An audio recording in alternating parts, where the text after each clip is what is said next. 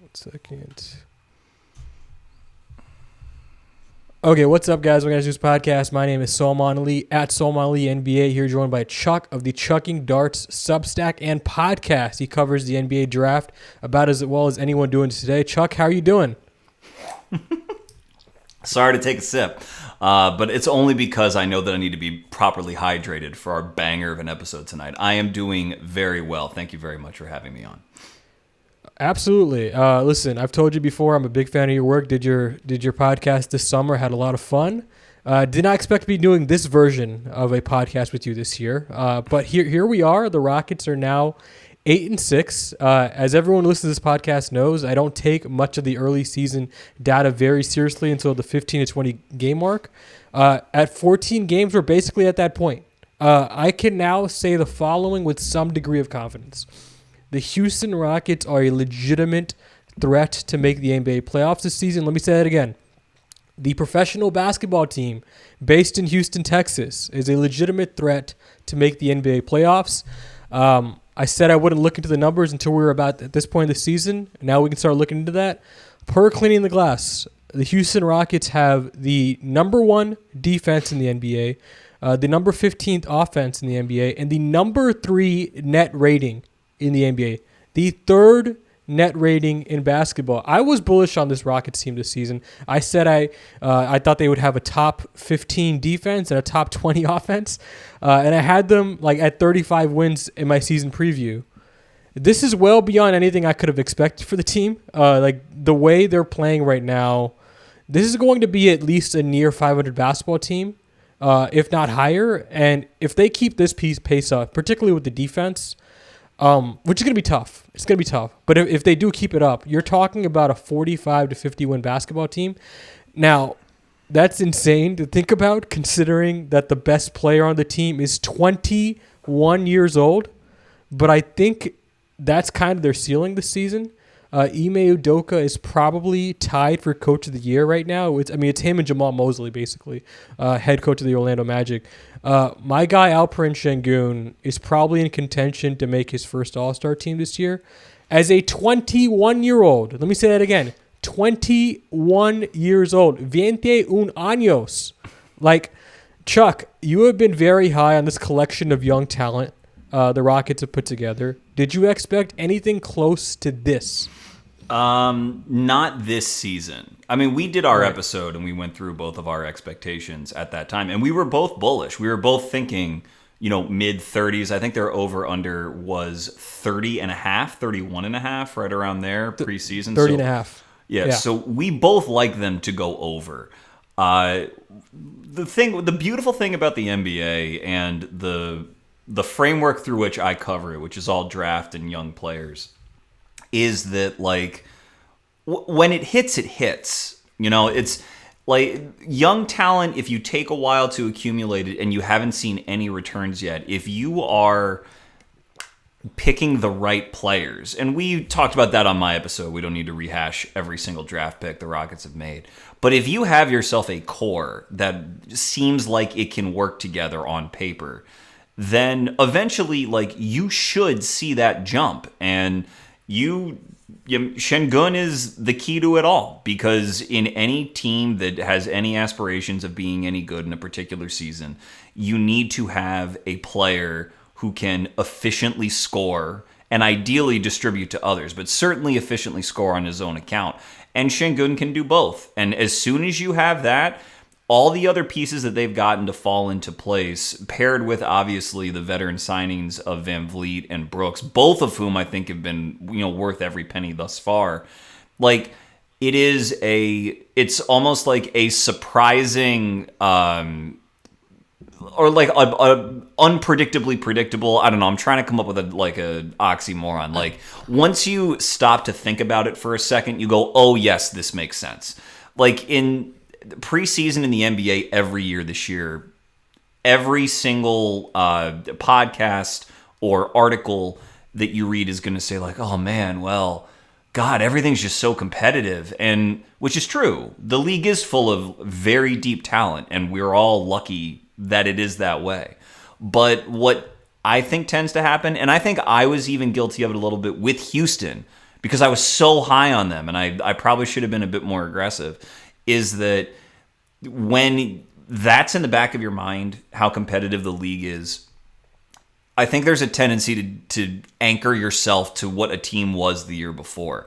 And it was clear that the Rockets were not going to be the same team that they were for a million different reasons. Udoka, Van Vliet, Brooks, growth, all of that stuff. But when you can talk yourself into 26 teams in the NBA preseason, because that's when optimism reigns supreme, and you see that the Rockets have never, Van Vliet's really good, but he's not a super efficient offensive player.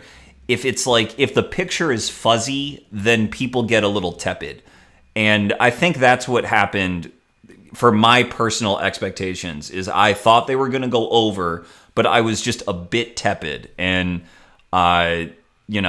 it's a good lesson that I should be even more unhinged than I already am. And that when I see young players that I really like, and I see a core that I really like with a coach who I think can make it work, you might as well say, they can win 40, or they could make the playoffs. What's been so fun about the Rockets is that, first of all, having the number one defense in the league, being so young, makes them a great watch every night, because that's so hard. Usually that's a veteran team with like an all-defense player that's been there, in the system, anchoring it for multiple years, that gets you to the top of the mountain, number one. And number two, they are such a beast of a home team that their home games are now like events, at least to a league pass junkie like we are. So they are not only winning, but they are winning in a very atypical way given their youth. And that's what is so fun to me to watch them. Yeah, a couple of things there. Like you mentioned, like we knew it was going this direction, but perhaps not this far. And you mentioned how the competitiveness of the league was kind of anchoring our predictions. I think more specifically the Western Conference. Like the Western Conference is ridiculous, and I still expect it to be ridiculous. I still expect the Warriors to catch up here a little bit. I expect the Pelicans to get a little bit too. A lot of these are injury-riddled teams too. Like the Grizzlies are without Ja Morant, right? That's not an injury, but you're missing your best player. So some of this is going to even out a little bit, right? But I do think they're going to be a play-in team, which makes them a threat to make the playoffs. And I think the other thing that was anchoring my expectations for this team was actually I didn't think that they would lean into Sengun like this, right? Like organizationally, I didn't think they had the belief, right? They've showed me that they didn't have the belief, right? At every step along the way, other than trading for him initially, they showed me they didn't have the belief, right?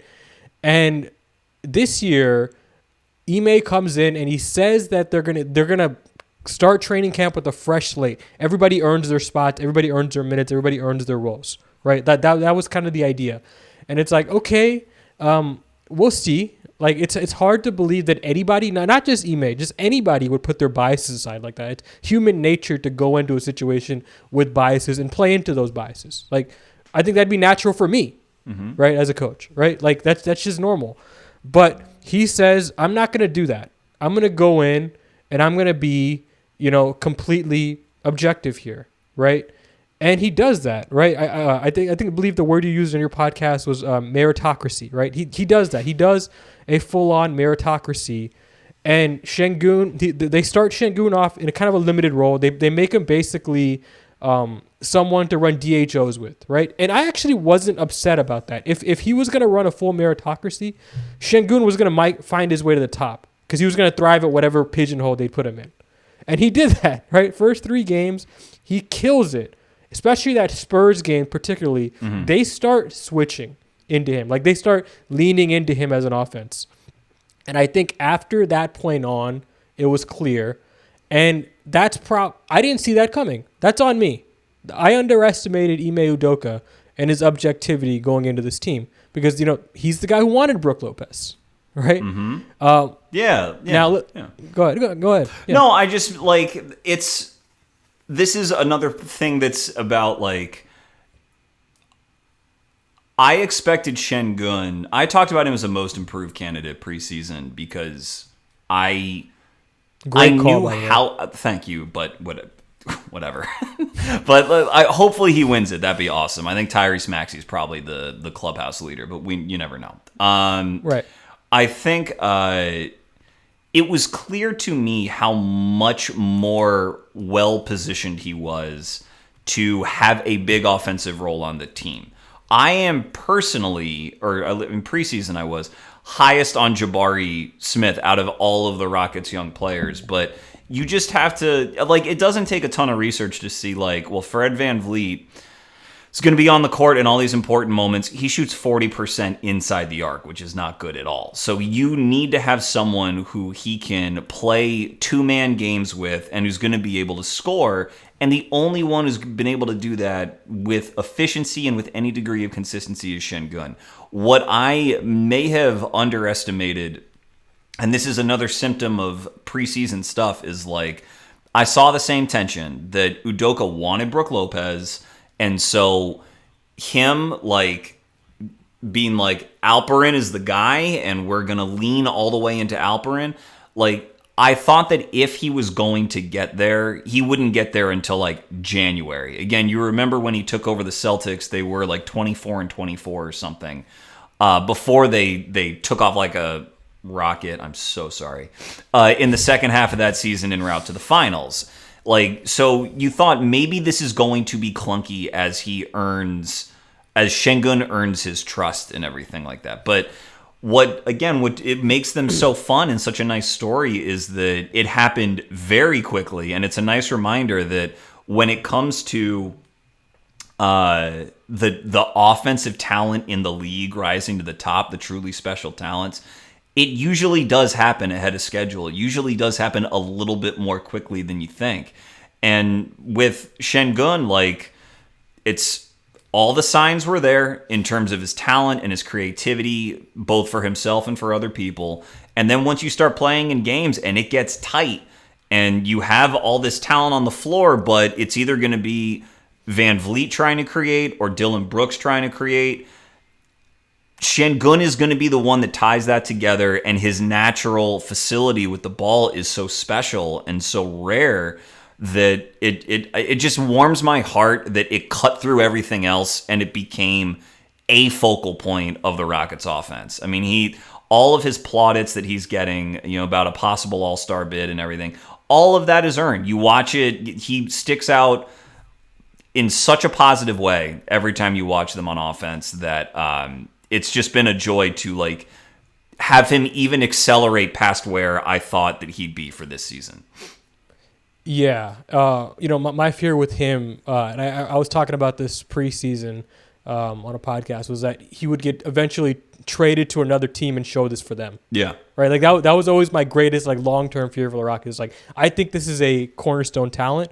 I never thought, perhaps the franchise talent. Like I suspected that could be a possibility. I never thought, like I never said that definitively, but that he would get traded somewhere else, much like James Harden got traded from the Thunder and became a franchise talent for the Rockets. Right, that was always my fear.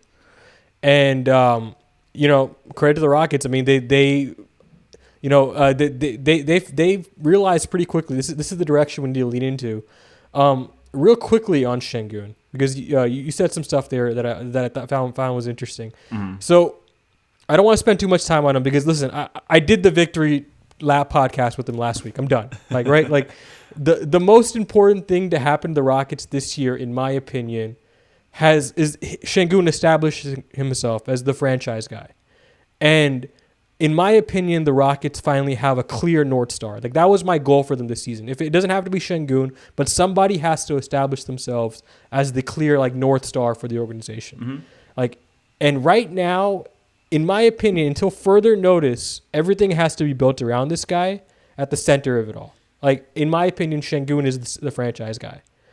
Do you agree or disagree with that statement, Chuck? Because I know you mentioned Jabari, and mm-hmm. we'll talk about him in a second. Mm-hmm. But I don't disagree with it. It's not the context I would add to it is like I think that he is going to be worth the max that he's going to get next summer. And so at that point, you're just arguing semantics about face of the franchise or whatever. Like he's going to get his max. He's going to be worth that max. He's going to be the driver of the team's offense. And that's how it should be. That is how it should be. In terms of where the Rockets aspire to go in the short and medium term with him, I think there might be a question as to projecting this team into a playoff setting, or do you think that he could, handle the usage at that level sometime soon to where you're now winning a series or winning these deep playoff road games where they've, the other team has had a chance to scout him over and over and over again and target him on defense over and over and over again. Those sorts of big picture questions, I think it's too early to really, be definitive on. But in terms of what this season was supposed to be, not really for Sengun, but for the Rockets as a whole, which is leveling up out of the bottom of the league into now we are clearly competitive and the playoffs are going to be our goal. Yes, he will drive them for that purpose. I do not disagree with that at all.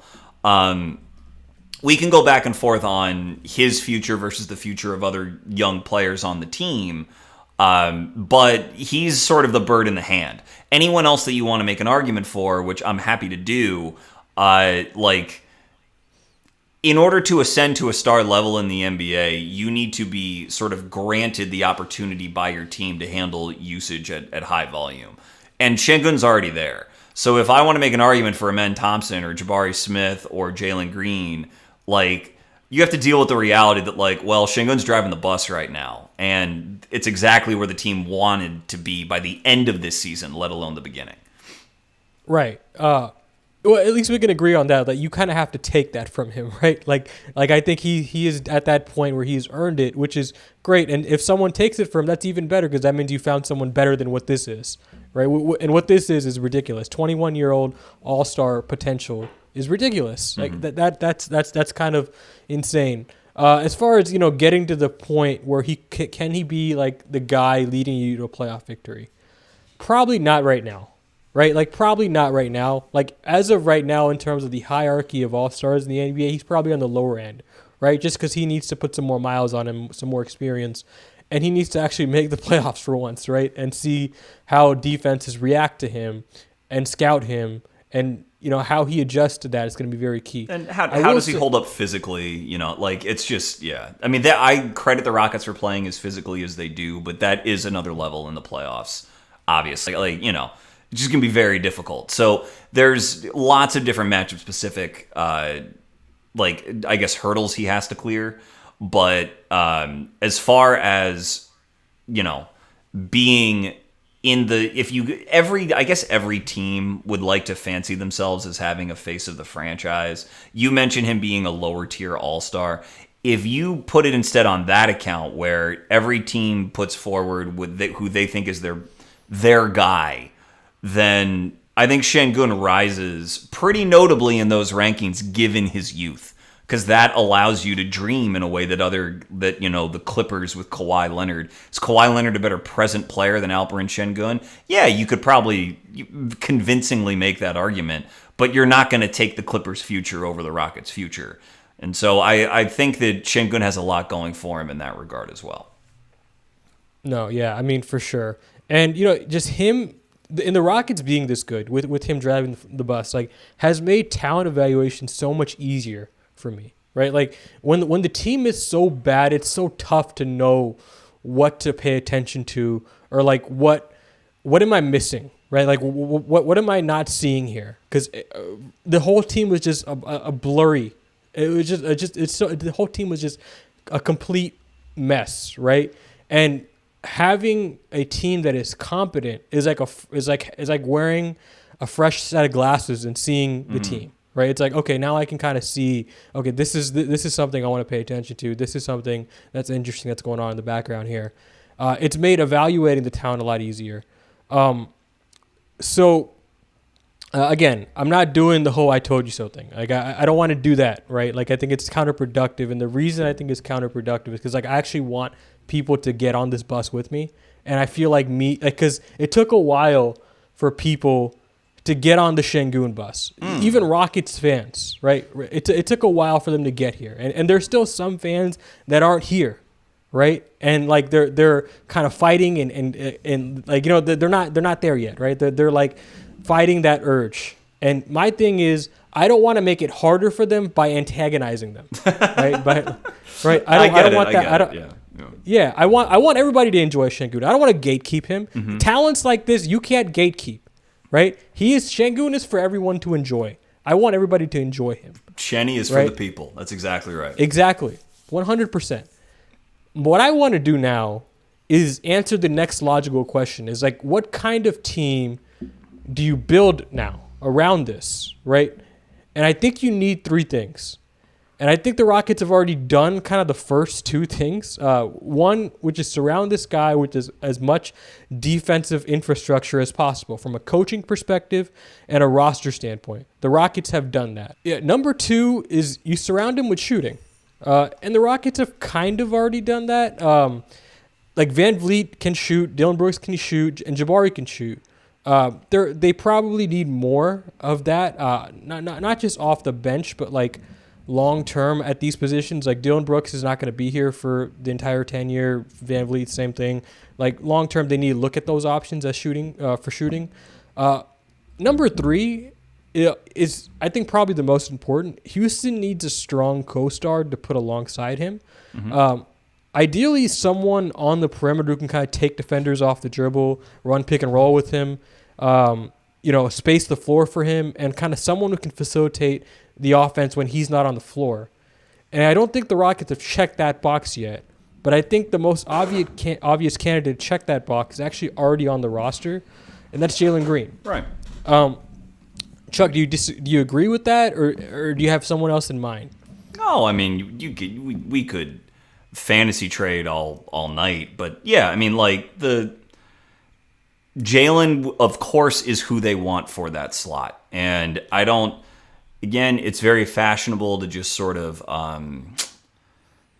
copycat the most recent like NBA champion, but in the Nuggets and the Rockets case, because there's such similarity in the way that Jokic and Şengün play, though Jokic plays it to a much greater degree and is much more polished. You look at that roster and you say, like, well, they have the pick and roll partner who Jokic basically grew up with in his NBA life in Jamal. They have the sort of the monster wing shooter in Michael Porter Jr. If you believe that Jabari has that degree of shooting talent, I don't know if it's quite MPJ level, but he's the best candidate for that sort of mega spacer, big wing player. And then if you look at Gordon as another like key defensive connector piece, rotating weak side, containing drives from bigger, stronger wings in the playoffs. Right now that player is probably Dylan Brooks, although he's a guard, and Gordon is a wing. But they have Tari Eason. You wonder what lineups are going to look like as he matures and sort of earns himself closing minutes. So like there's sort of versions of each one of those guys on the roster, but the gulf between, in his prime, Jamal Murray, who can drop 40 in a playoff game at a moment's notice, and that there isn't really an easy solution for guarding a pick and roll with him and Jokic. The gulf between that and current Jalen Green is just very, very wide. And that's, Jalen's young and has not found his footing as an efficient offensive player like consistently yet in the NBA. So like if you were to tell me, well, what do you do to defend a Jalen Green Şengün pick and roll, there are options to do that right now. It is not a completely we're so screwed, pick your poison sort of thing. What you said about the season normalizing a little bit, like Dylan Brooks' shooting is going to normalize, and if there is like an endemic issue for this team this season, it is how are they going to be consistently able to manufacture shots if catch and shoot threes are not going down. So I think in order to sort of get the most important piece of the three things that you listed, which is the co-star. I mean, that is always the most important thing. Finding a star is really hard. Finding two stars is harder. Then, yeah, they got to investigate Jaylen and really see what they have by the end of the year. Yeah. And we'll get back to Jaylen real quick. I do want to talk about other possible candidates in the roster. The one obvious one is, to me, is Amen Thompson, right? That's the other obvious name there. The issue with the men is the shooting is so far behind, and you really need shooting next to Sengun, because Sengun's not bringing that for you right now, and he's gonna have the ball in his hands a lot. And to have someone that can't space the floor for you alongside him be his co-star is tough. It's a tough ask. Amen is someone who's gonna need the ball a lot in his hands. Jaylen, not as much, right? Like there are obvious reasons why I just kind of lean Green as the obvious co-star that fits more cleanly next to Sengun. But I think Amen's name deserves a mention because I think long term I do believe in the guy's talent. I do think the guy is ridiculously athletic, has the potential to be a very strong defender at the point of attack. And I think he can be. I think he is a very good processor of the game. So I think he has some advantages there over Green. Right, Green's not going to be the same level of defender or processor, more than likely. So I did want to kind of throw his name in there before we kind of embark on the long conversation with Green. Yeah. Gosh, it's so tough because Sengun is such a unique. He's such a unique player. And then Amen is arguably an even more unique player because it's hard to come up with a sort of aesthetic comparison to Amen because his athleticism is so special, but his weakness is so extreme that in the NBA that it usually doesn't persist that way. Normally, if someone becomes an all-star in the NBA, they have figured their offense out. In some way, they have either been able to get to the rim and dominate, driving to the rim and finishing at the rim, or they've really repped their jumper out and they're a 3-level scorer. So Amen is so interesting because he'll be able to get to the rim, but his touch is not very good and never has been very good. And he also, while he is an overwhelming athlete in terms of change of direction and sort of burst and explosion, he is not, and he's still very young, so we'll see where his body goes from here. But he's not Zion or Giannis who can just go through people and get all these nonstop sort of foul calls because a defense is just sort of helpless with the sheer force of them. So when you put that his path is fuzzy to begin with, and then add in the fact that he's going to be playing off of Sengun, this is not a here are the keys. This is a you need to find a way to fit in.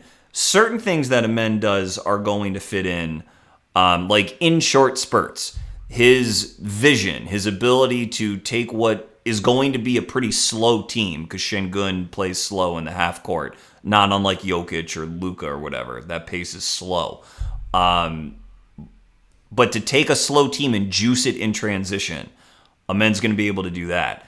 Amen as just sort of a havoc guy on defense who's going to be able to make plays both on the ball and then rotating from off the ball. All that stuff can sort of interact with itself, turning defense into transition offense. He'll be able to cut and finish at the hoop because I think he's a very good intuitive cutter. But all of that I'm describing, again, if you're comparing it to the Nuggets, just for lack of a better comparison, that's more in the sort of Aaron Gordon-ish realm. And if this is going to be a guy who's on the ball a lot, it's going to be so tough for me to envision an on-the-ball partner for Sengun who can't knock down shots off the dribble, or who would prefer not to, and so that's why, it deserves a mention because Amen is so rare as an athlete that you can't write him off. That is certainly a never say never scenario.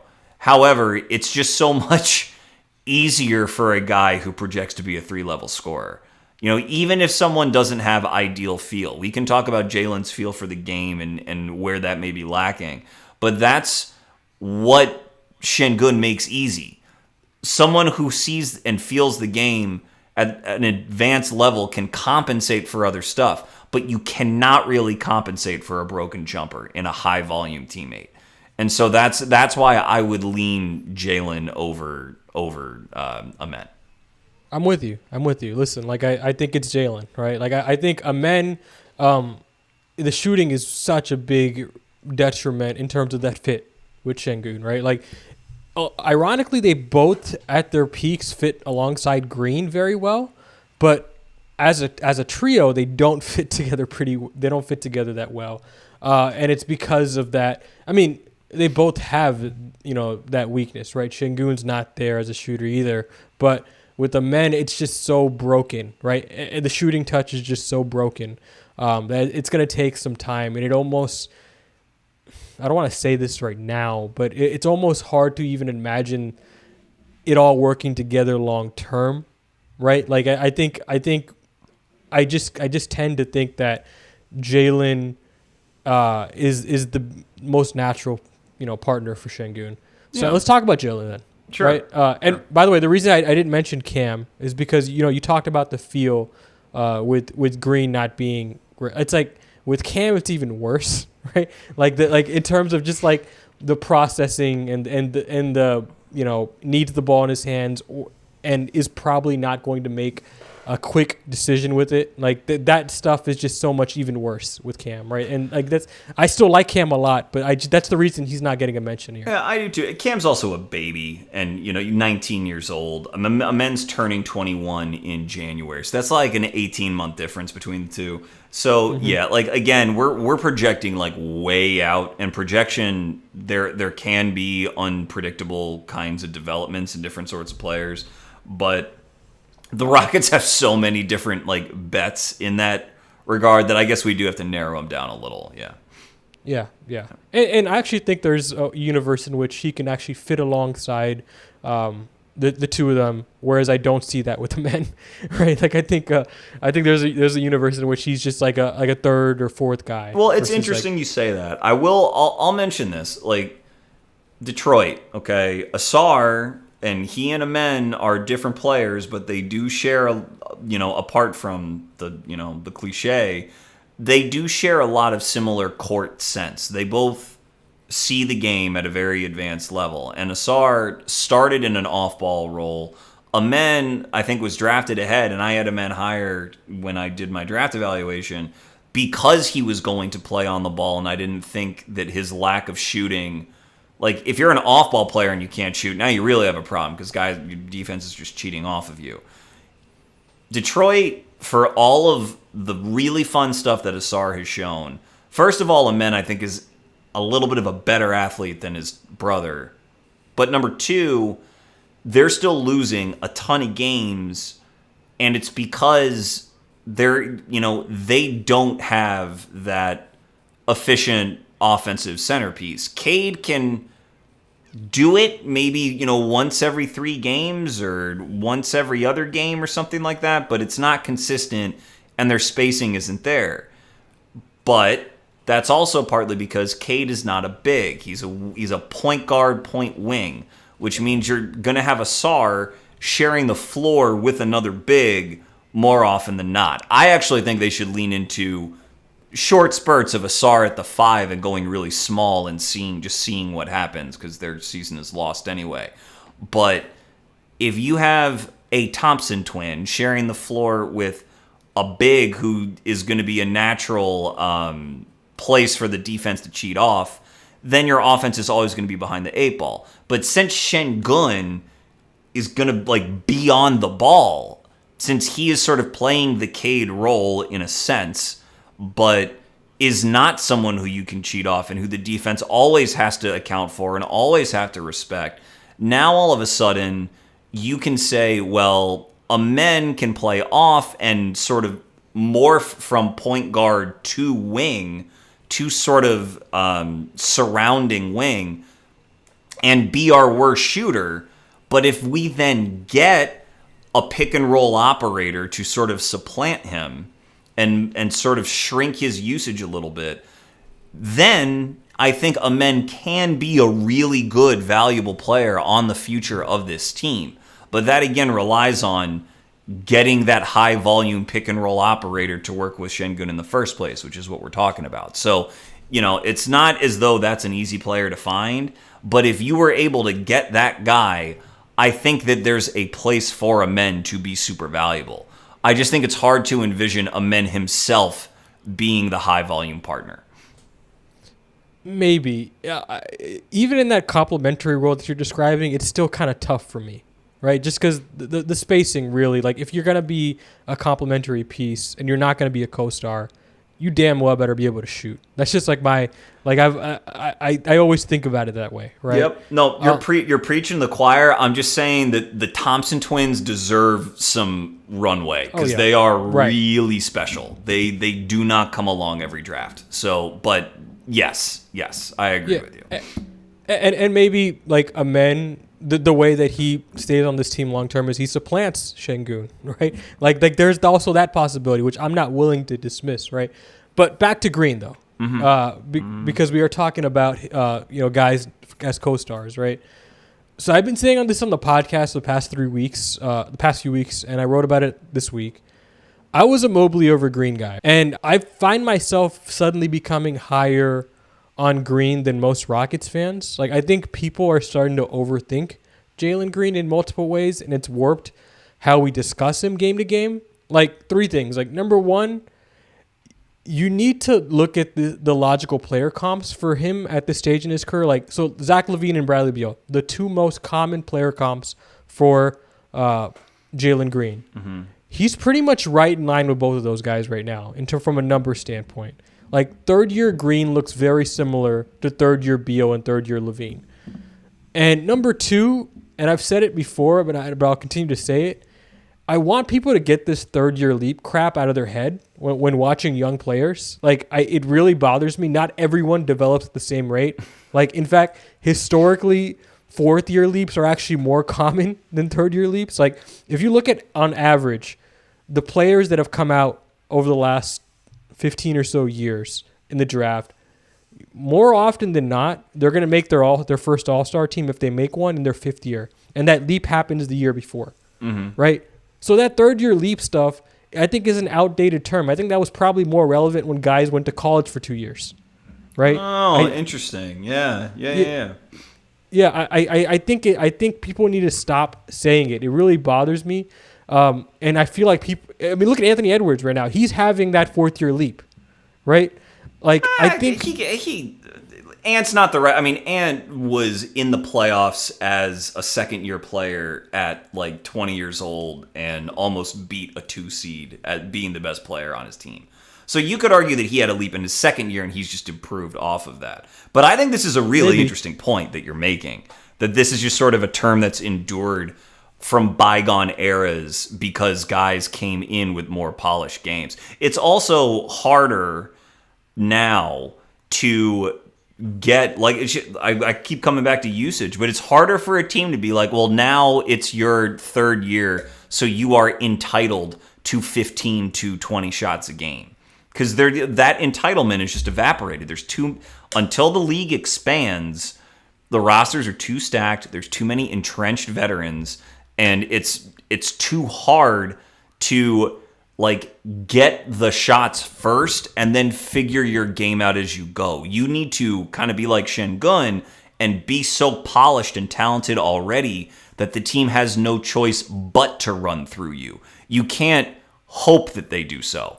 So I see what you mean, and it's useful with Green because Green, for the first couple years, did have that sort of entitlement of shots just because the team was so young and, in terms of polished veteran NBA talent was at the bottom of the league, and so they could afford to. But that is more in keeping with sort of how development occurred maybe in the 90s and 2000s, where there were more of those sorts of teams every single year. Now, that is much more the exception than it is the rule. And so I think some more patience is warranted. I think that's a really good point. Yeah, and like this isn't me like excuse making for Jalen Green. Like I wrote this before the season started because I saw the Green hype train leaving the station preseason. Like people were starting to really write like articles about him. People started, the third year leap stuff on Twitter was starting to really get rolling. And I was worried that Rockets fans were getting their expectations way too high. And I tried to tamper those expectations. I failed, right? I failed because people were killing this dude by game 11 of the season, right? And this last point, like for reasons I think people are overthinking Green, like as a prospect, like Sengun has already grabbed that mantle for like the best, for like the franchise player, right? In my opinion. So in theory, people should be breathing a sigh of relief right now because Green no longer has to live up to that billing that I didn't think he was going to, right? Like that specific player archetype rarely rises to the like best player on championship team. Like that just doesn't happen that often. If that was your expectations for Green, that's more on you than it is him, right? Like I never placed those expectations on Green. Like I've always thought of him as someone that was going to be like a multi-time All-Star, but ultimately second or third best player on a title team. And you can go back to old podcasts like that was. I've been consistent on that. With all that said, I think he's going to be an awesome player. I've seen him improve every year, including this year, but I'm tired of the fans being so reactionary game to game with him. Like, either he's the second coming of Kobe Bryant or he's a scrub. And it's like, dude, it doesn't have to be either. It doesn't have to be either. Like, and this was like a line from my article the other day. Like the Rockets have already found like their Batman. It's okay if Robin hasn't caught up to speed yet, right? Like he's 21. Right? Yeah. People need to chill. Like, you shouldn't be looking at Sengun and being like, but why isn't he as good? Why isn't he having the same level of season? You shouldn't play the comparison game. It's not fair to Green. Like, Sengun's just better, man. Like, you just have to get over that mental hurdle, in my opinion. Well, okay. I don't disagree, but I think that people are going to... I think the big thing here is that Jalen was picked second and Sengun was picked 15th. And so, like... And Jalen is certainly the more classical sort of star type in terms of being an insane athlete and a 3-level scorer. And so that, as opposed to Sengun being this weirdo, post-throwback kind of player who's all, shoulder flexibility and timing fakes and pivots and this sort of like Kevin McHale kind of game. So, like, for all of those reasons, I think a lot of people are going to want Jalen to have that natural progression that you've seen Hall of Fame shooting guards make throughout the course of league history. But in terms of whether they're too harsh on him, like, I don't know, man. I think even if people are too harsh on Jalen Green, I think that just is sort of indicative of how every fan base operates towards every high pick. Like I think it's great that you want a more utopian experience of the team. I just don't. I think it's good that people care so much. But this is coming from me. I grew up a fan of the New York Knicks, who were operated and still are by James Dolan. So I like any sort of passion is good for me. I had it beaten out of me a long time ago for my youthful team. So I see people, writing off Jalen Green or riding the roller coaster from game to game. If he shoots efficiently, he's a star. If he doesn't, then it's whatever. Like, I see that and I'm just like, oh, that's a beautiful thing. To just live and die with your team in that way. I just think that if the team ends up making the playoffs and doing well, then all of that stuff will figure itself out. What is interesting to me is what sort of a financial commitment the team is prepared to make to him, because extension eligible next summer is Jalen Green. And I can promise you that as a number 2 overall pick, if he contributes to this team and they are good and they're in the play-in, his representatives are going to go and just say, give him the max. He's your second leading scorer, let's say, second or third leading scorer. This team is on the rise. What, do you want to lose him? So we're looking for a rookie scale max. Give it to us right now. And even if the calculus there is, well, let's just pay it, keep the asset in-house. That's sort of the NBA default mode, is to do that. There's no, like... It better be the right fit. If all of a sudden Jalen Green, I don't know what percentage of the cap it would be under the CBA rules, but if he's all of a sudden making $30 million next year and it's still clunky, then, this talk will only get more polarized and more extreme. Like, wouldn't you agree? Yeah, but I also don't think that he's not on track to be a max player, right? Which is, I just don't think, like, there's a difference, right? Like, if I don't think he's on track to be the franchise player. I do think he's on track to be an all-star, which is a max player, right? I think it's okay to not be that guy. And I think you're still a part of the core. You're still a very important part of the core. Like, I think I'm talking about him as if he's the second best player on the team, right? I just don't know why it has to be. If he's not the guy, he's essentially a wasted first round pick. And it's like, there's a big gulf there. How about, like, he's a contributing player in a real meaningful way? I don't know why it has to be so. I get it. It's fans, right? Like, I totally get the passion. It's great that they have it. Rockets fans, I love you guys. I love that you guys are this passionate online. But maybe to readjust your expectations a little bit. Like, I think it's healthy to ask them to do that, right? Like new data's coming in, right? Yeah, yeah, man, that's your community. You ask them to do whatever you want. I just think it's great that people care so much. And I think at the core, like, Jalen isn't a bad kid. He's not a bad guy. I think everyone, all the intel on him is phenomenal. So everyone wants him to do well. And if people can't, if there's a certain sect of the fan base that really, like, is rooting for him to fail, then that is absolutely on them. But otherwise, I think everyone is just going to want him to succeed. And what's great about this season, developmentally, as opposed to the previous two, is that he'll be in high leverage spots. And that stuff matters, to me at least. Like, actually getting to play in games that everyone knows are meaningful, there's no substitute for it.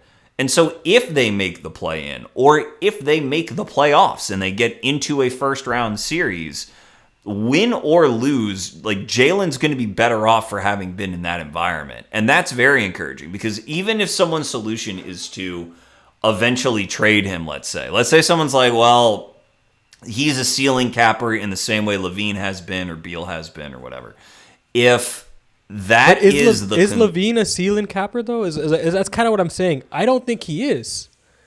Okay. Right? I just think on that team he is, right? Like, if your context, determines if you're a ceiling capper or not, right? Like, DeMar DeRozan on the Raptors in 2014 was a ceiling capper, right? DeMar DeRozan on a different team, probably not, right? Probably someone who raises your floor a little bit, right? Who helps you be a dangerous playoff team in a different way. I think both things can be true. You can be a floor raiser. Like, is James Harden a ceiling capper? I guess you could have said that he could have won a title if Chris Paul didn't bust his hamstring. So, not necessarily.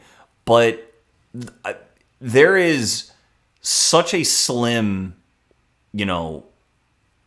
profile of players who can actually be high volume players on title teams. And I know why first option on a title team, second option on a title team, third option on a title team. I know why those terms are used both in draft eval and in projection, but so few teams actually get there that the actual players who can fulfill those roles, I think, are rarer than we think they are.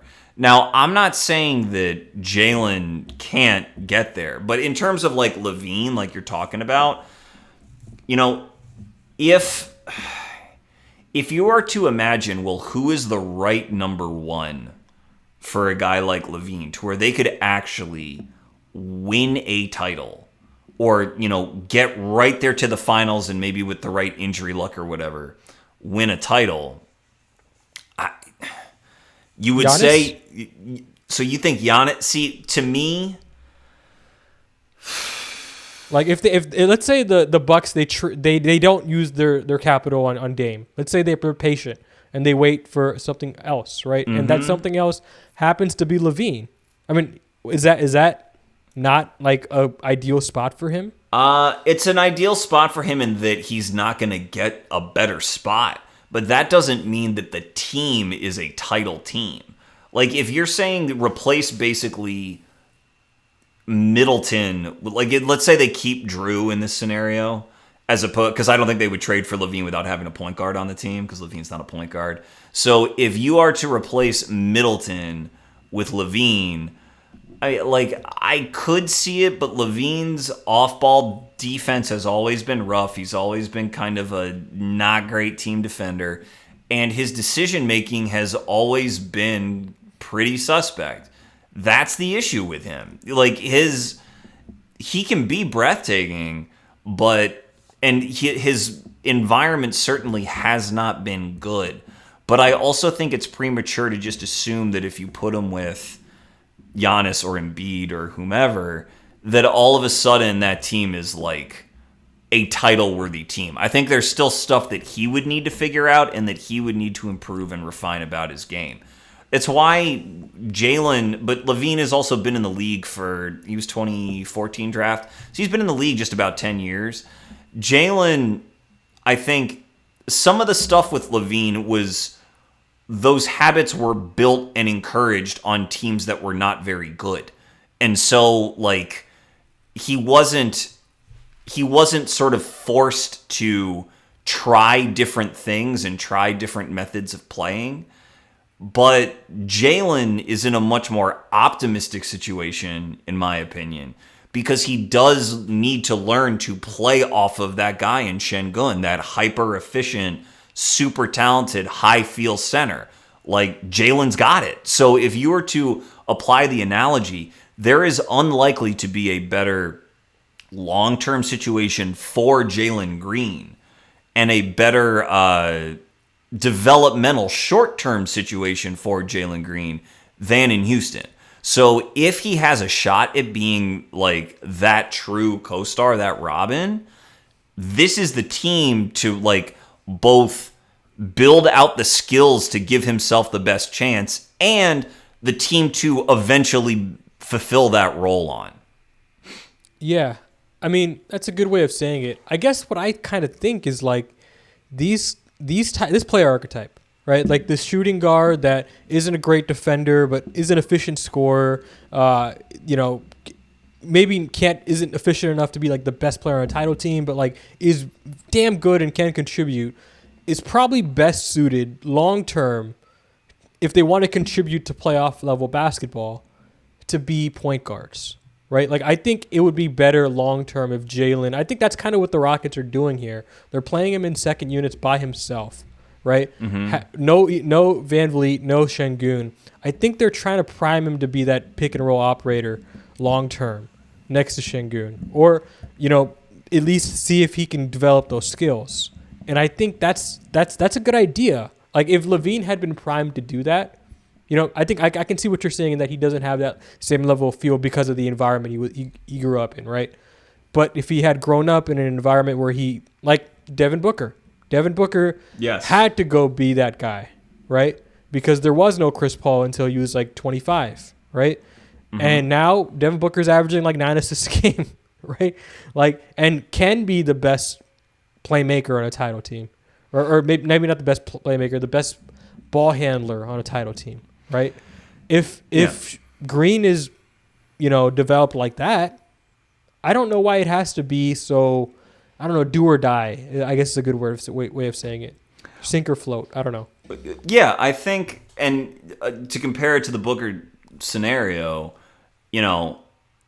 if Van Vliet is sort of the Chris Paul, again, analog, different players, different careers, whatever, then, one of the reasons that Booker was so helped by Paul being there is that he could lean into being an off-the-ball player, but Chris Paul just is so insistent on limiting mistakes, making the right reads, and just basic textbook execution of every play call, every cut, every read, that you can't help but sort of absorb that if you're Booker.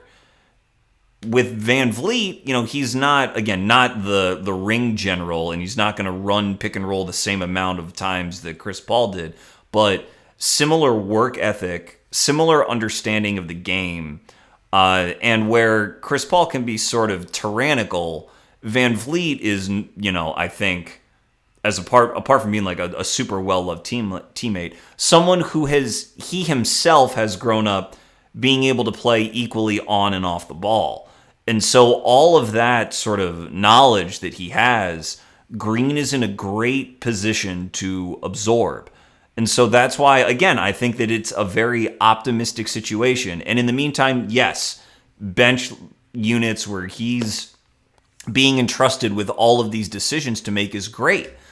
I think there's a version, though, of, teams that are much less well-positioned than... If you compare it to, say, again, we'll go back to Detroit.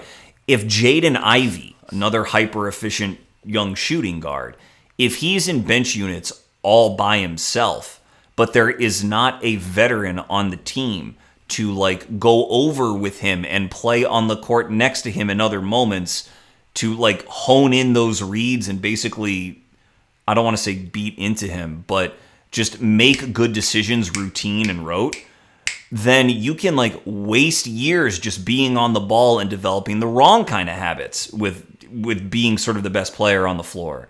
So that's why I think that the Rockets, again, going back to how well positioned they are and well positioned Green is, I really think that if it's going to happen anywhere for him, it's going to be in Houston. That's not the same thing as saying if it's going to be any player, it's going to be Jalen Green. Because, one perspective is from Jalen the players, the other is from Houston the teams. But there is a lot to be encouraged about for Jalen and for his future playing alongside Sengun. Yeah, I don't think we're that far off ultimately. I just think, we think about this a little bit differently, but I think the conclusion is this is a nice spot for Green, and people just need to chill out. Right, that's maybe that last part is more me than you, but I think it is. But that's cool. Yeah, man. yeah. I just that's where I'm at. Right. But I do owe an apology to your guy Jabari Smith, because, I said it a couple of times on podcast this summer. I think I've even said it on your podcast. Jabari Smith to me for the longest time was just like a theoretical player. Right? Everything about him was so theoretical. His ceiling was theoretical, right? We had never seen it at the college level. We had never seen it at the NBA level. And now we're starting to see the theory, right, put into practice. The ball handling specifically. He's really, really improved as a ball handler. To a degree that I did not expect, and to some degree is jarring for me, because I've never seen a young player improve this quickly as a ball handler. I've never seen that fast, right? In one season.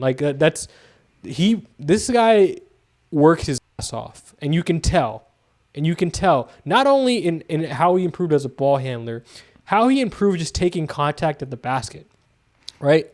That was something that was a weakness for him. He took in that and is really, really going to the basket at every chance he gets.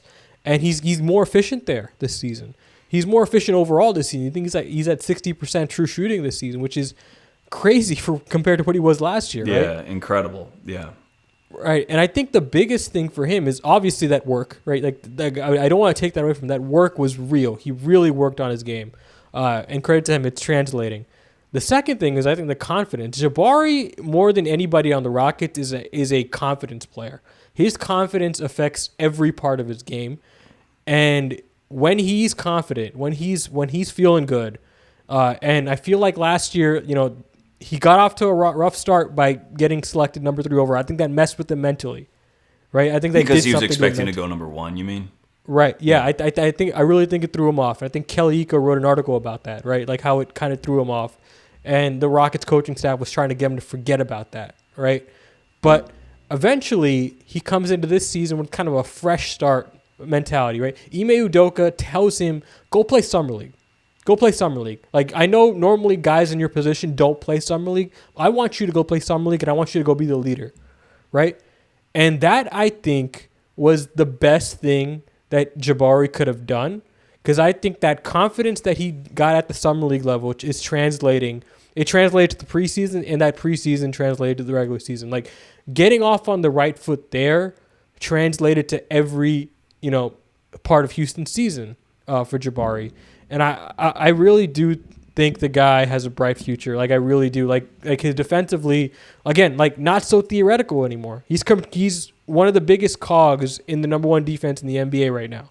Like, last year, I was like, yeah, this guy is good defensively, but not like I think he can be good defensively, but I don't think he's good right now. He's good right now, right? I think a lot of areas he can improve in. Like, I'm not certainly saying that he's a finished product there, but you're really starting to see that growth. I owe the guy an apology. I owe you an apology for kind of going at you on that podcast, right? Because this is your guy. Like, I like this is the guy that you thought had the highest ceiling on the team, that you think has the highest ceiling on the team, and I dismissed it. And now I don't as much anymore. I really see the vision that people, that had him number 1 in the draft. A lot of people did. The vision that they had for this guy. Like, I don't think, like, Paolo Banchero and Jabari Smith, I don't think there's that much of a difference anymore. Right, like just by how he's playing this season and how Banchero's playing this season, they're both playing pretty damn well, and I can see the pros and cons for going in either direction. Yeah, look, first of all, Paolo really, since, unfortunately, that it's happened this way, but since Markelle Fultz's injury, Paolo's looked real good, and that team is, like, very good now. So apart from going back to pre-draft rankings and doing that, just focusing on Jabari's improvement as a player. One of the things that I wrote about him and said about him before the draft was that because of the lack of ball handling that you mentioned coming in as a prospect, that he even the people who were high on him, but maybe not as high as I was and am, were like, well, he'll be a very good 3-and-D player. I use the term D and 3 because I think the defense is the harder dimension to find. But, like, he'll be a good, solid supporting player. And I think right now, like, a lot of folks would say, well, look at him. There you go. Like, that's who we thought he was. And boom, really good supporting player. It's not just that, though. Like, it's not just that he's good at 3-and-D. He's creating. But that's my point, is that, like, right. He's 20. He's 20, and he is, like, a clear contributor to a very good defense. And though defense was part of his game going into the draft, his best skill by far was his ability to rise up and shoot over basically any contest and to shoot at range and at volume. So, there is, in the last 10 years, there's plenty of examples of players who had very raw handles coming into the league, but then who figured it out and got progressively better at it, more comfortable doing it. Most of these guys are guys who were not point guards growing up, but in the NBA, where just sort of the ball skills just go to the best player. Like, you get the chance, you have more space around you, everyone's taller. The handle can sort of smooth out. Paul George is sort of the prime example. even though Jaylen Brown, gets clowned on social media here and again for having a rough handle, he's a 2-time All-NBA player who played in the NBA Finals. He was 25 years old. And so he had a lot of success putting it together. I'd say that Jason Tatum, his teammate, to a certain extent, has had success putting it together. These sort of jumbo guys.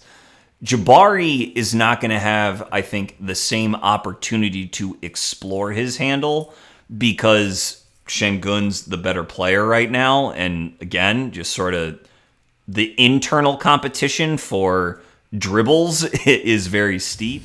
But Jabari, he is, even when you hear, sort of like how Chet Holmgren is, probably in the lead for Rookie of the Year right now, and it sticks out how competitive Holmgren is, even in a league of very competitive people. Jabari is that same way. In a league of hard workers, he sticks out even more so for how hard he works, how committed he is to improve. In a league in many ways of wings, how this is now a wing league, there still are not many wings that combine his shooting talent with his size, with his defensive versatility. So, and as far as confidence goes, same way. So, how we've spoken before about how Jaylen Green is the most logical pick and roll partner for Şengün, that is certainly true. And an offense that is more tailored to Jabari's strengths than Jalen Green's, or much more tailored to Jabari's strengths than to a two-man partnership with Şengün, is a weird offense because Jabari's always liked his ISO touches in the mid-range, and that is not really compatible with Şengün, again, at high volume. So maybe it's that Jabari doesn't average 25 in his prime. Maybe not. But if he is, again, going back to the Nuggets analogy, if you start to combine Gordon and Porter Jr., that's a hell of a player. And Jabari, again, I'm not trying to clown on Porter Jr. Jabari has higher feel than that guy does.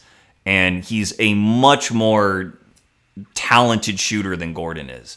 So he's going to be a really interesting guy to track. He's not Jason Tatum in the team is not going to pass the mantle on him as you're our best player, go ahead. He's going to have to scratch and claw for, there's been games early this season where Jeff Green has closed over him. And Jabari said all the right things, Jeff was playing well, I don't care, let's win, let's go.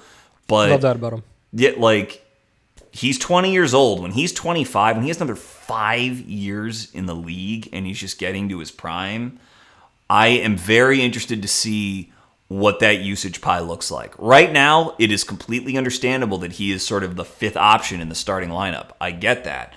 But it's not going to be that way forever. And I really want to see how that eventually looks, especially since Jabari is a guy who I think in spurts, I think we talked about this on my podcast, can play backup five. He can be the center in lineups, in certain lineups, we should say. And if that becomes the scenario, when you're the center in any lineup and you have ball skills, your usage goes up because you become a natural mismatch. And that's where I think that he's going to be. It's a very, I don't even know if this is a problem, a good problem to have. It's just a very interesting internal development that they have this guy. Because he's not going to be content, and I say that in a good way. He's not going to be content spotting up around Jalen Green, Şengün pick and rolls for the next 5 years. Nor should he be. I think he's too talented for that. And they're going to have to find a way to accommodate his development without sort of, I guess, muddying the waters a little bit of the vibes of this team. That's their big challenge. Very few teams have ever had this quantity of quality young players. OKC had Durant, Russ, and Harden, which is incredible, 3 MVPs, but it's only 3 roster spots. The Rockets have 7 guys tied up in this sort of crazy equation. And so I can't wait to see what happens, but I think what we said on my podcast is I thought Jabari is a an absolute in ink part of that core, and I think he's going to remain so. He's a hard guy to replicate, hard guy to replace, hard guy to find. We'll keep that core question for a little bit. I remember hearing whatever I would ask about Jabari, right, from people who would know, like, you always kept on hearing what you said there. Great head on his shoulders. Great head on his shoulder. Really works hard. Great kid. Great kid. It's like, dude, you hear that about everybody, right? It's like at a certain point you just dismiss it, right? It's like, okay, cool. Like, so who's a bad kid, right? Like who do you think is actually bad, right? You never hear that, right? So like that's one. I mean, there's a couple I could name, but yeah, they're people who've been, right, but no one's gonna be honest about that with you, right? Right. So like that thing always made me roll my eyes, but like I did remember hearing that a lot, and I see it, man. The guy, the work ethic is so present, and his his way with the media, like he always says the right things, like what he said preseason about how, like, why shouldn't I be at Summer League? What have I learned? What have I done to not be here? Yeah. Right? That's the absolute right thing to do. Like, you couldn't have scripted a better quote than that. Yeah. Right? Like that was like a media trained quote. And usually players suck at delivering that stuff. and he killed it. Like I think he thinks about improvement and his spot on the team in the correct way, right? And that's why I'm not worried. Like, you said he won't be content about being like the spot up guy. I'm not worried that he's gonna be like a malcontent. No, he won't be that. No. Yeah, I think it's true that he won't be content, but I don't think the Rockets will have an issue integrating him. I think his partnership with Sengun, like, this is what frustrated me about last season, like about how they would bicker about defensive rotations and like how it didn't seem to work together for some reason. It's like, you guys are like a match made in heaven next to each other. Like, if you were to like construct the perfect player in a lab to put next to Sengun in the front court, it is Jabari Smith. The same thing with the perfect player to construct next to Jabari Smith in the front court. It is Alperen Şengün. You guys theoretically work so well next to each other on both ends of the floor. I don't get it, right? Like, I don't get why it wasn't clicking. Well, right? Yeah. And this, sorry, right, go ahead. No, I was like, in this year, like, you're seeing it. Like, Jabari is getting found a lot by Sengun. Jabari is making up for what Sengun lacks defensively a lot, and like the fit is closer to what I imagined at draft time when they took Jabari. I'm like, oh, this is the perfect guy to put next to Sengun, right? It's much closer to that this year than it was last year, and I think that part of that's Ime, part of that's like Jabari, right? Just getting better, just good old fashioned work ethic. The guy. I don't think he's gonna be a spot up guy. Like, I see him shooting over the top of guys all the time. His handle is helping him in that respect too. Like, he's getting quality looks for the Houston. And there are games where Sengun doesn't have it going, and they're just going to Jabari, and it's like, it works sometimes. Like, it works, like, more often than not. Like, he bails them out a lot in those situations, being kind of like their LaMarcus Aldridge, right?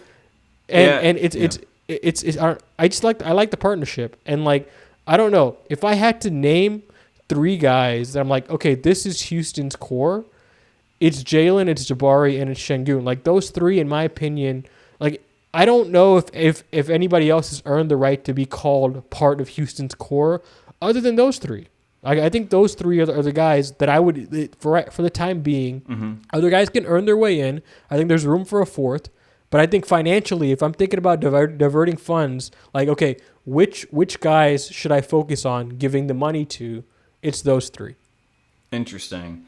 It's hard because, like, I know what you mean by the core, because you're looking for, when is Sengun going to be in his prime? Who surrounds him? Who's there? What does the next great Rockets team look like? But, like, I would bet that internally, like, Van Vliet is the leader of the team. So, and Van Vliet, I know his contract is this year and next year, and then I think a team option. And right. So a lot can happen between now and then.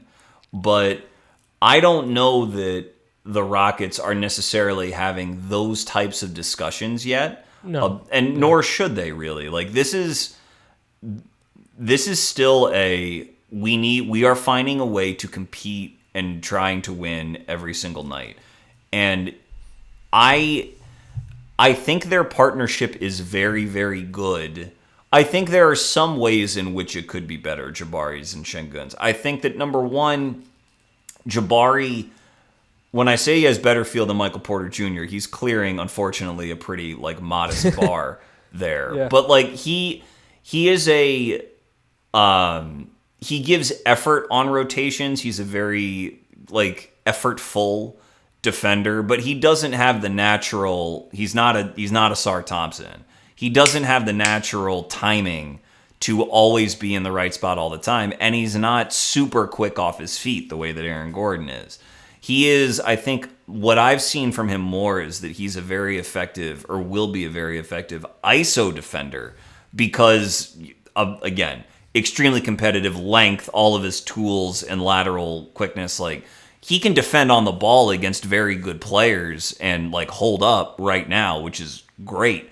But if you're looking at what would you want most next to Şengün, you would want someone who's a two-way guy, but who can like put out fires because he sees them forming ahead of everyone else on the team. I'm not saying that Jabari could never get to that level, but just that like Jabari's learning just like Şengün's learning on defense, just like everybody is. It's great that in the meantime they're number one in the league, but a lot of that has to do with Dylan Brooks. A lot of it has to do with Van Vliet and with, a bench lineup that can switch a lot and, other whatever. There's other factors that goes into it. But like Jayshawn Tate. Yeah. So I think that their partnership is very, very interesting to me because though I just think Jabari's going to force, in the same way Şengün forced the coach's hand this year, there's going to be some sort of crossroads with him too, where his game is so hard to find a guy that size who can shoot over people. I just wonder how the final product of a 50+ win team looks. Does Jabari get ISO touches down the stretch of like really big games, and is maybe now Jalen spotting up around him? And how does that, whatever. These are all things that are good questions to have to answer. But I think Jabari as a sort of co-driver of offense, I think that possibility is maybe not properly appreciated yet. But I think it could happen, as opposed to just sort of a play finisher. Like, again, Denver's a hard comp because Jokic is such a 1 in a billion basketball brain. But Şengün, though his feel is very, very high, it always helps to have more playmakers around him. And I just want to see where Jabari ends up on his development curve doing that kind of thing. It's not what he came into the league really gifted at, but I think there are signs that he could be pretty good at it in time. And so I'm just interested to see that. Fair enough. I won't place a cap on it. How about that? I'm willing to see it through. Like he's already proven me wrong in a lot of ways. He's not a theoretical basketball player, right? Like a lot of this is just like, let it play out. Yeah. And he is scoring more efficiently than Jalen Green right now, like just by the numbers, right? Like it's possible that I don't know how it would work, like in my mind's eye, like how he and Şengün would work as co-stars, but I'm open to it. Like, I'm never the guy who's like, basketball has to be played this way and that's it. I think that's dumb. Like, you limit your options not only in the NBA draft, but like as a general manager constructing teams when you think about basketball that narrow-minded, right? Like, I think I'm open to this idea that the Rockets might be able to do something never done before like that, right? And perhaps Jabari ends up being someone that has to outgrow Houston's situation, right? That's also a possibility. But for the time being, I think this is a nice spot for him. Certainly, And yeah. yeah, Great spot. and like I don't know, I don't know, for some reason I just can't see a reason why all these guys can't get along for the time being. But there are three other guys on this roster that have, are hungry and maybe want to be a part of this core too, right? You have Amen, you have Cam, you have Tari. And I think if I were to pick a fourth guy, I think it's Tari. Like, I just think his game, it fits more easily into what Houston has going on at the top three level versus those other two guys, right? And that's not to say those other two guys won't have their opportunity to be complementary pieces to what this core is. I think the most logical one, though, is Tari, because he just fits everywhere. Like, you can put him in small forward, power forward. He can play off the ball and on the ball to some extent too. I've seen him take advantage of mismatches. Guys he's just faster than, more athletic than. Like, he does that too. And he's kind of an agent of chaos in the way you want a complementary player to be. And he's developing as a catch and shoot guy too. I think Tari is like the interesting guy, the guy I find the most interesting that's not playing a whole ton right now.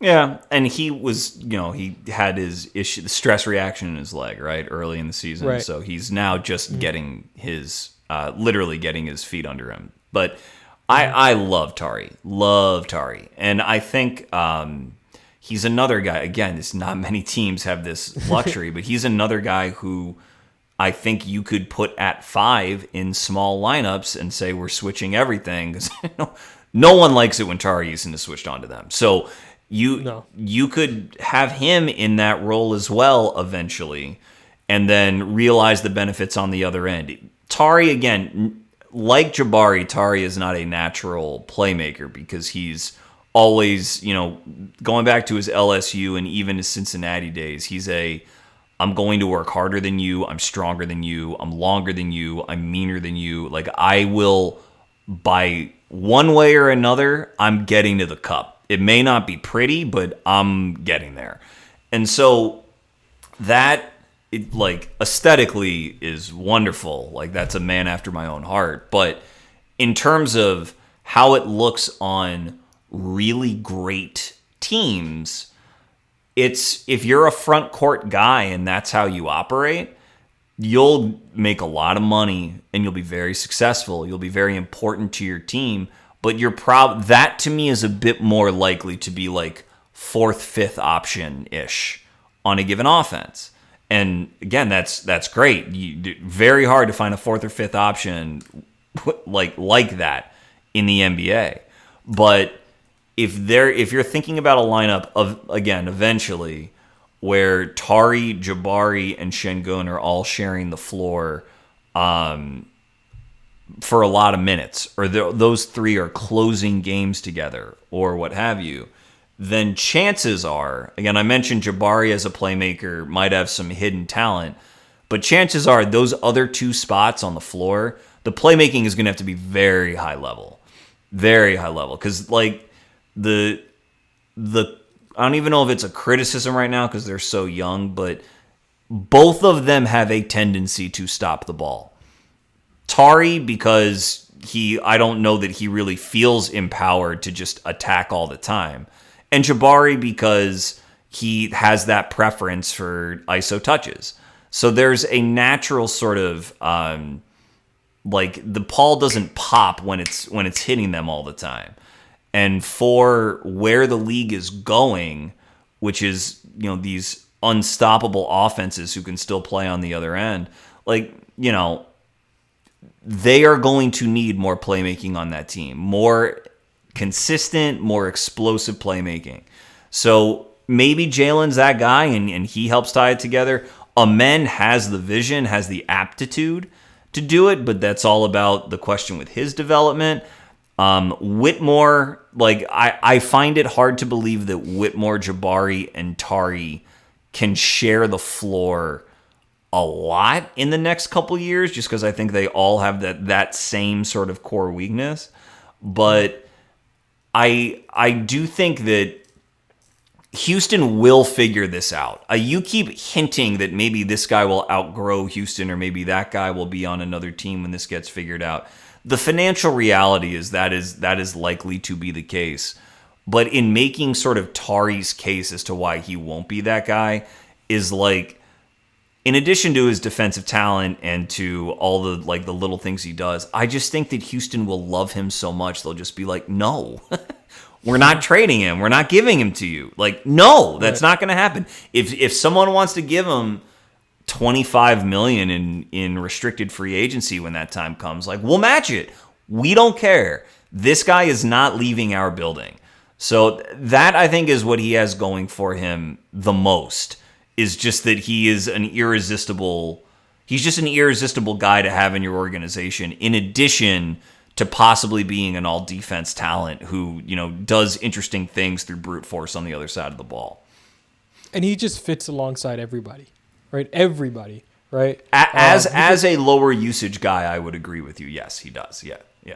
Right, yeah, like you can play him alongside Sengun at power forward. You can play him at 3 next to those two, Jabari and Sengun. You can play him at 4 next to Jabari at center, right?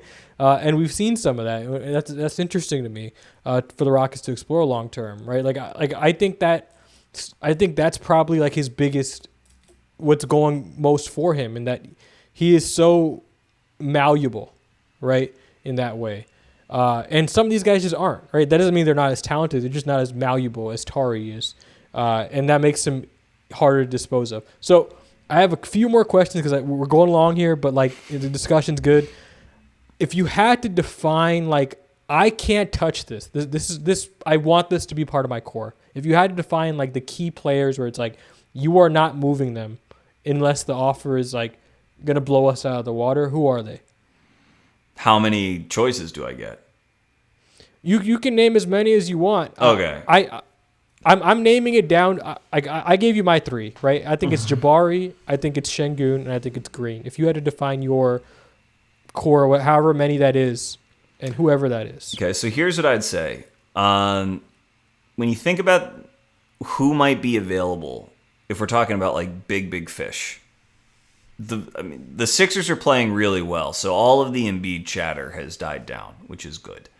I think that is the most logical team to say, hey, let's say things go south, whatever, and Embiid asks out. They'll go to Houston and be like, we would like Sengun.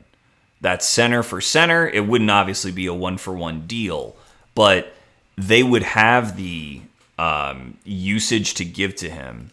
They would have a team where they're going to play around their center anyway.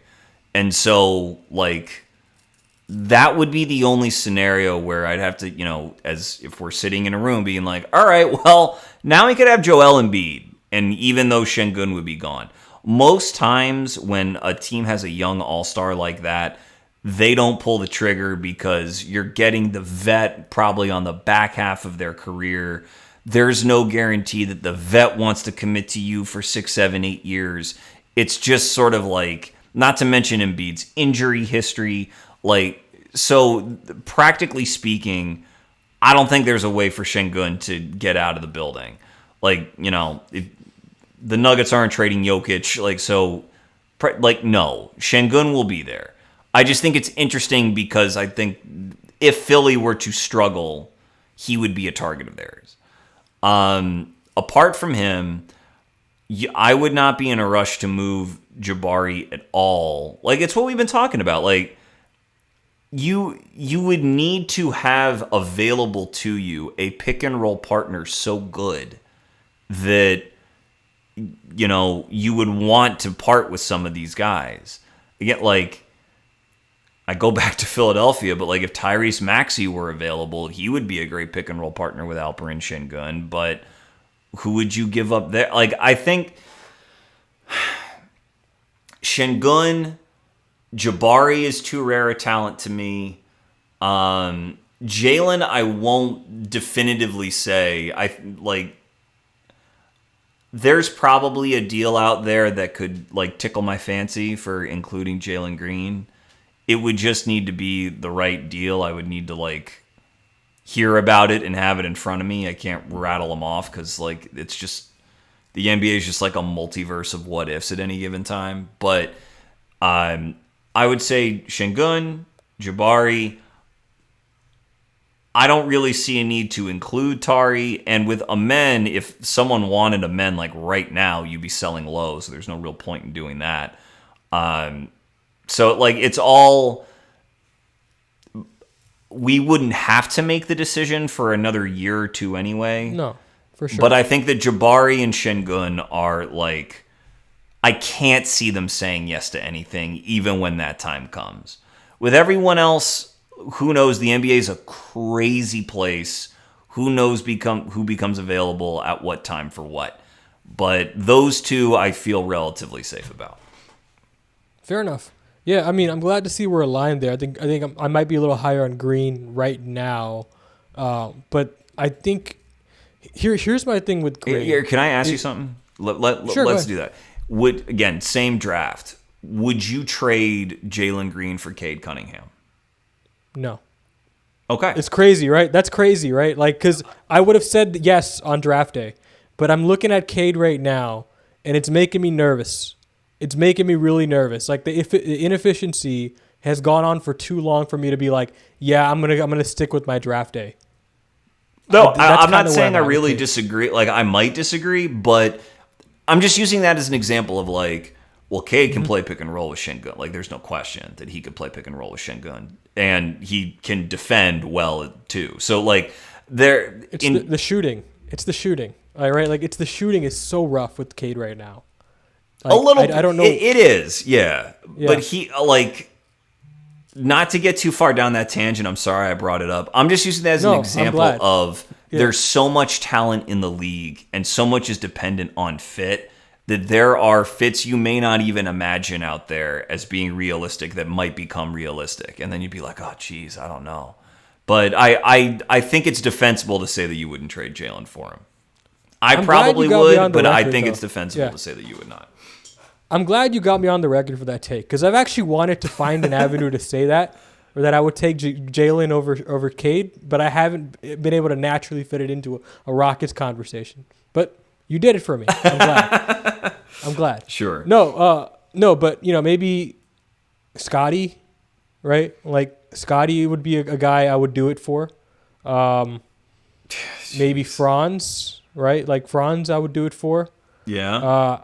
I'm the same draft. Quite a draft 1-1. Yeah.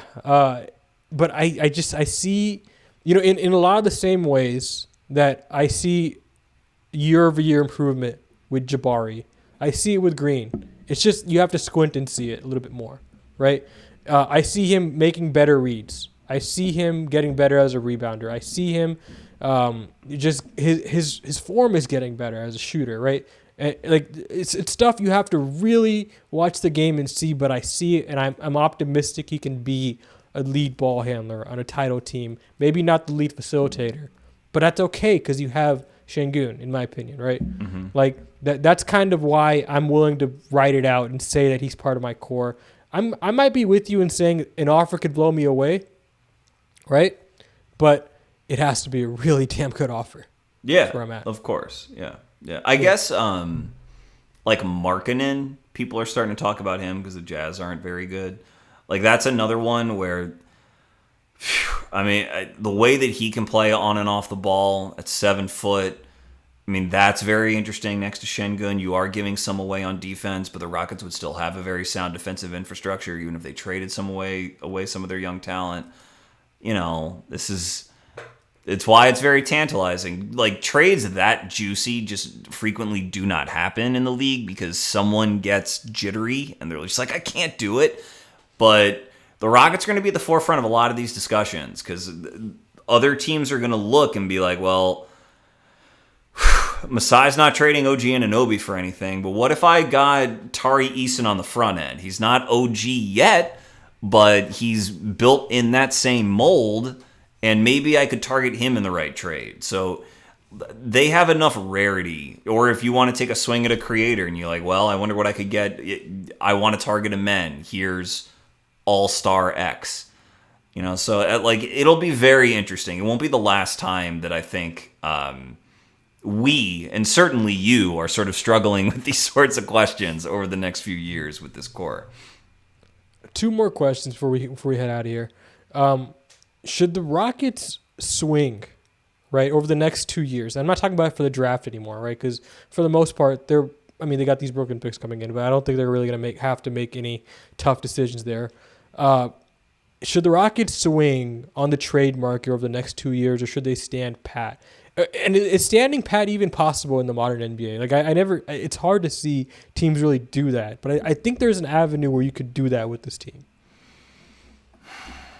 It depends on the deal, man. I mean, I know it's a boring answer, but the challenge is the pick and roll partner. That is what you want. You want to find a way to come up with a partnership that is quote unquote unguardable, or like where you have to be picking your poison all the time. So if the Rockets come to the conclusion that Jaylen is unlikely to really be that person, then yeah, I could see in the next whatever years if the right pick and roll guy came up. Now, LaMelo Ball's really good in the pick and roll. The Hornets are a mess.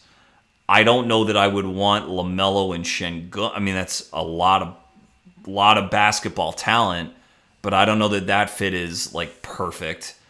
But is there a player who can sort of play on and off the ball, who is an all-star level scorer, who, has enough two-way talent and is in their prime and it is not an injury risk to like do all this with next to Sengun? If that player is there, then yeah, I would go after that player, but those players tend to not become available. Even in the trade movement, player empowerment, whatever you want to call the NBA now, most of the guys who are available for a reason. It's because they have like actual flaws in their game that have not really, maybe they're not quite as good as they think they are. But yeah, so if that player is available, maybe the Pelicans they run into trouble or something, and like Brandon Ingram's there. He's a pick and roll guy, a jumbo pick and roll guy. Would you want to try to make a deal for someone like him? I think it is possible that the deal is out there. I'll say that. And the Rockets would have a lot of leverage because they could so easily, in my opinion, I guess it depends on what the other team wants. If they want draft equity, then OKC is going to be in the catbird seat. But if they want young talent that's already in the league, Houston, I think, is ahead of the rest of the pack. So there's a world where the right guy's there where I would say they need to make the move. I think it's unlikely, though, that the right guy will be there. Yeah, there are some options that you could think about, like maybe like Donovan Mitchell becomes available. Yeah, right. Sure. Or maybe, I mean, I don't know if they want. They're having a lot of fun right now with this team, so I don't want to talk. It hurts me to even say maybe De'Aaron Fox becomes available, right? There are pathways there, right? But it's just those guys, those teams don't want to let them go, right? They'd rather play it out, whether that's continue on their contract or let them walk if they walk at free agency, right? I'm that's kind of why I kind of like if it were up to me, like the Rockets are lining themselves up to keep that optionality open for a trade. I think that's fair. I think it's responsible. I kind of would just like to see them like be patient and just play this out. I think there's a world in which they do nothing and they become a contender, right? I think that pathway exists, right? Yes, I think it exists. Yeah. Yeah, and that's kind of where I'm at. Okay, we're running really really long, so let's end on this. So, your dart rankings every year. Mm-hmm. Obviously, Şengün's moved up. Mm-hmm. And obviously, some of these guys, have shifted, maybe gone up or down. To what degree has Sengun moved up? And has anybody on that Rockets roster made another stride? Well, my rankings are trying to project forward. So I was I had Jabari fourth. in the article I wrote on my Substack, I had Sengun 10th. And for those who are unacquainted, this is in the last 3 draft classes. So I didn't rank Anthony Edwards this year. I didn't rank Tyrese Halliburton, LaMelo, Maxey, because they would have graduated. It's 21, 22, 23 classes, and next year it'll be 22, 23, 24. So I would say that Sengun has like moved above. I had him beneath Chet, Paolo, and Cade. I mean, I'd move him above Cade. Chet and Paolo were still good, but I'd have Sengun somewhere in the top, certainly top 6, I would say, which means that, again, with 3 draft classes, I think that he is a consensus number 2 pick in a draft. That's as valuable as I think that he is. Jabari, I would move down. I would have Sengun over Jabari. But as far as the rest of the Rockets go, Jalen, I put 12th. I think that's probably appropriate for him, although I had him above, slightly above Scotty Barnes. You probably flip Scotty there. Scotty's made a big leap. Yeah. Yeah. So I'd have to sit down and really look at it, but I think Jabari and Sengun, I remain highest on those two. Unfair to really comment on Amen because he's been hurt, so I'll leave him to the side. Cam, I saw more and see more of he's a starter rather than really star quality. I still feel that way about him. Tari, I was extremely bullish on. I still am. He was injured too, so I'm gonna be. I had Tari ranked 1 spot below Scotty Barnes. That's as high as I was on Tari, but I love him, and so I would still be very bullish on him. Somewhere in the top 25, I would have Tari Eason. No, I'm kind of with you, man. It is kind of staggering how much Sengun has skyrocketed. Not only your dart rankings, but I would say if we're redoing the 2021 draft, I had him 7th, right? I thought that was kind of where I felt like he great ranking, gone. yeah. I was wrong though, right? Like he's not going 7. Are you kidding me? I don't know how he falls out of the top 5 today, right? In that draft, yeah, I'd agree with you. Yeah, I think it's, but in defense of you, if you ranked him 7th, that means that if you were a GM on draft night, you would have gotten him because he would not have lasted to 15. And that's really how you want to think. You can't be too hard on yourself. If my guy in that draft relative to everyone else was Trey Murphy III, who I had 5th, and Trey, whatever, maybe he's 7th or he's 9th or whatever. He's hurt too. He's got to come back. But if I were a GM that night in that draft, I would have found a way to get him because he went 17th. And so if you have your guy from a given draft and you want to know if you appropriately evaluated him, think of it that way. And then you can, don't beat yourself up. This stuff is not easy at all. I'm certainly not. I just think it's interesting. I'm baffled at how so many of us missed it. That he was this good, that he could ever be this good. Right? I'm watching him I'm watching him score on Jokic, and it's not that Jokic is this particularly great defender, but it's that he's going toe to toe with him in a way that a star goes toe to toe with another star, right? And it gives you that feeling God damn, this is a guy, right? It gives you that feeling. Yeah, a lot of it is the brain. That's what, when you say how did we miss it? It's just not realizing just how smart of a player he is. And I think you mentioned Scotty again.